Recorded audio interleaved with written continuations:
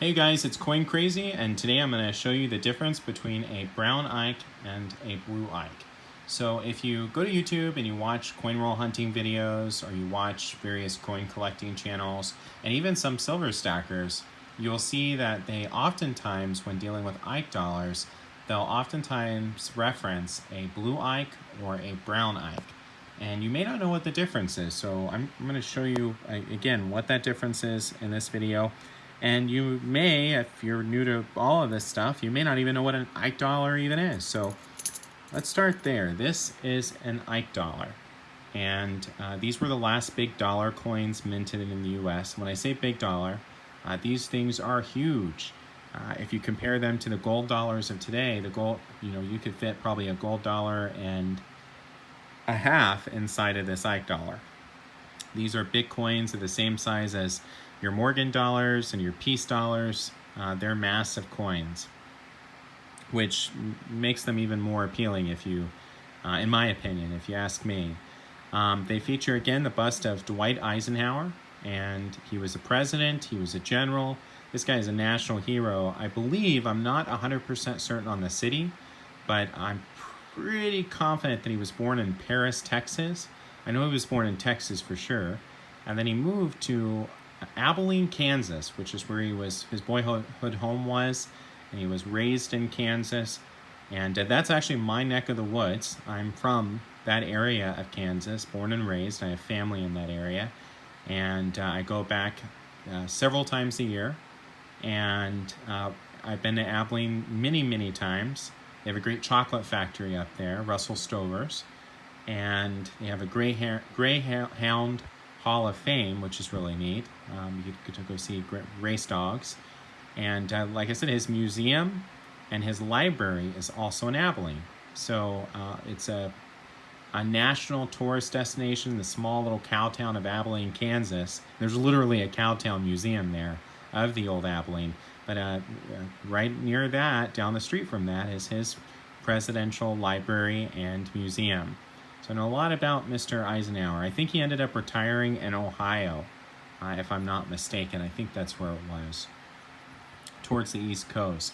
And on the back side of the Ike dollar, you can see that there is an eagle on the moon with the Earth in the background there.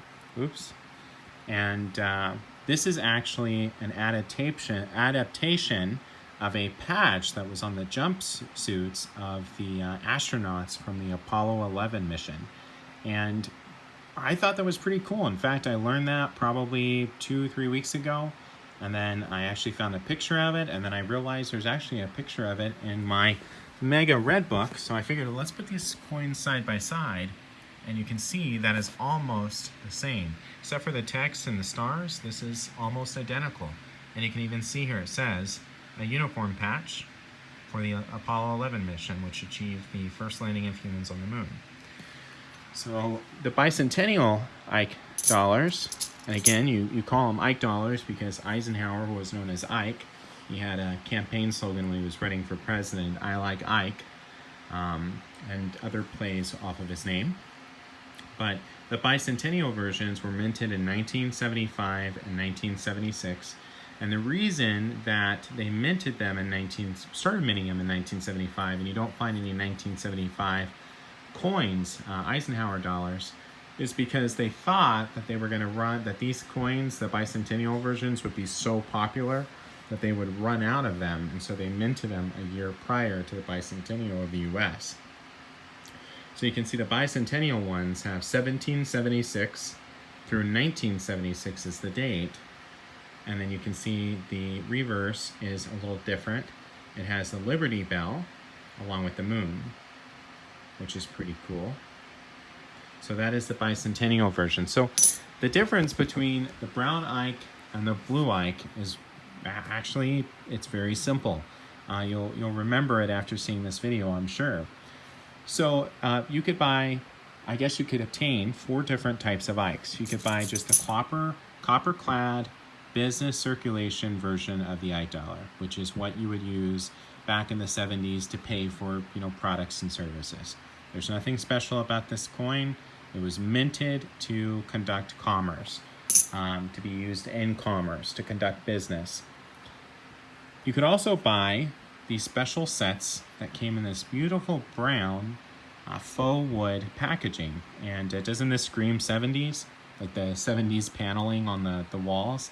But this gorgeous faux kind of wood tone. I mean, this is supposed to mimic wood, but this wood plasticky box here. And inside of this box is a Ike dollar. And you can actually see it on the back. They left a slot for it on the back there. And this is kind of hard. I'm going to get it out this way. And here it is. This is a silver proof version, 35% silver proof version of the Eisenhower dollar. So you can see Eisenhower, and you can see how mirror-like that is. That is a proof version. But as you can maybe see there, United States proof dollar. It should say somewhere, I think it's on the back. Oh, I thought it said it on here. This is 35% silver. So this particular coin is 35% silver, and it is a proof version, and it's called a Brown Ike because it's in brown packaging. Beautiful coins. I love the proof versions of these.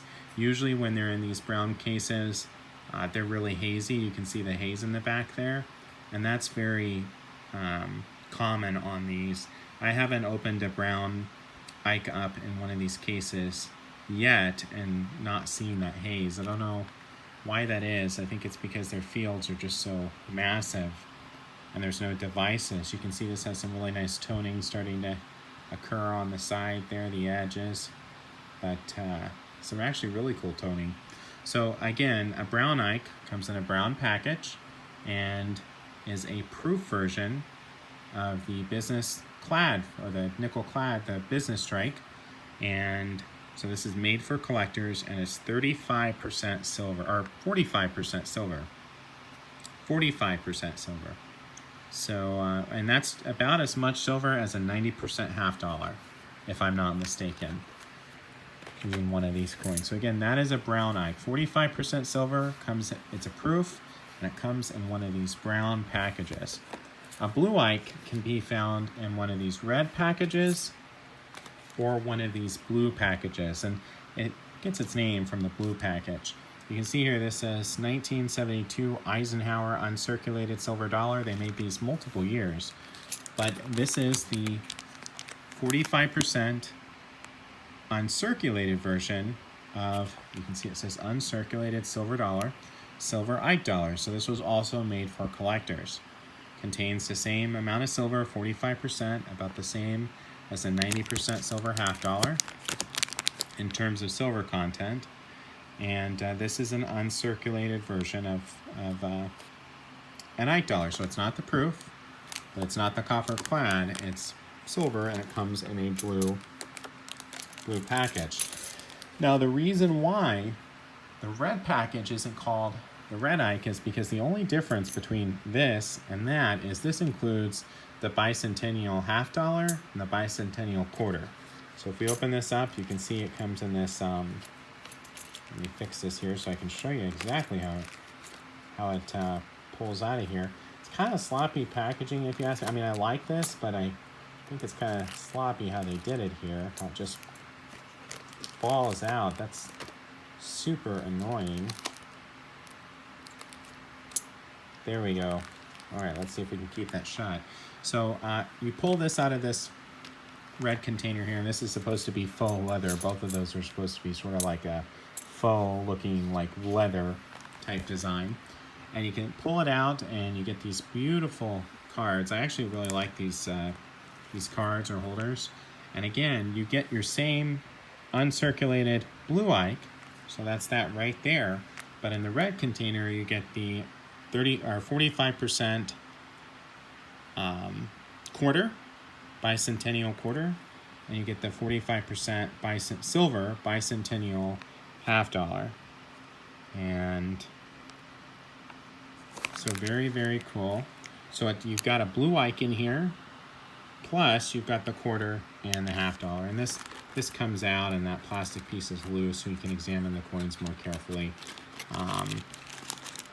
So that is the only difference. That's why this isn't called the Red Ike, because, I mean, I suppose you could call it the Red Ike, but it really wouldn't be any different than the Blue Ike, because it is indeed just an uncirculated, it's a Blue Ike. So that when you hear, again, in different YouTube videos, they say Red Ike or Brown Ike, now you know the difference.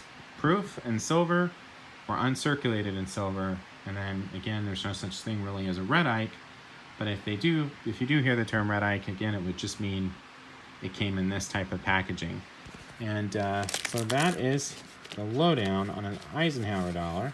And Ike dollars are actually pretty cool. They have different varieties when it comes to, and actually these are 40% silver. I knew that didn't sound right. So 40% silver. Where am I getting 45%? That must be the 35% silver war nickels. I just got some of those in, but 40% silver for both of those. So shame on me for giving misinformation, but at least I corrected it at the end of the video. But Ike dollars can be really cool. They have some neat varieties. They used to use these in casinos all the time. You can see there's some varieties on that globe, on the world there. Some islands that they left off, like Cuba, I think it was, or near Florida, near Cuba. There's some varieties with type 1, type 2 in terms of how they did the lettering of the word liberty and other parts of liberty and the Ike dollar. And then there's something called a peg leg variety, which you can look up. It has to do with the E and the R there, mainly the R. And I'm thinking that that might be a peg leg variety. I've got to look at it a lot closer to know for sure. So again, I'm sorry, it's not 45% silver, it's 40% silver, but that's the only difference. Again, these are called Blue Ikes because they're uncirculated, 40% silver, and then 40% silver proof. Anyway, guys, thank you for watching, and please like, comment, and subscribe.